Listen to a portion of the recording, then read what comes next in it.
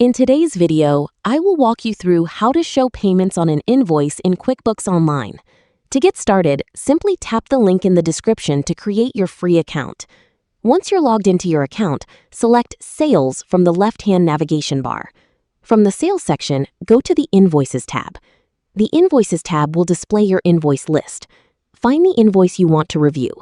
You can use the customer name, due date, status, or balance due to identify the invoice. Once you locate the invoice, select it. A panel will open on the right side of the screen showing the invoice details and activity. In this panel, review the invoice information, including the invoice date, amount, balance due, and customer. Next, go to the Invoice Activity section. Look for entries that indicate payments received. Each payment applied to the invoice will appear in the Activity section in chronological order. Review the payment information shown there, including the payment date, amount, and reference. You can also select the link for a payment to open the related payment record. Use this payment record to review how the payment was received, which account it was deposited to, or whether it was part of a partial payment.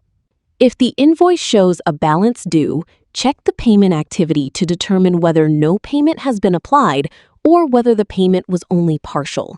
If you do not see any payment entries in the Activity section, the invoice does not have a payment applied in QuickBooks Online. Payments will appear in the invoice activity only after they have been recorded and associated with that specific invoice. Thank you for watching, and see you in the next videos.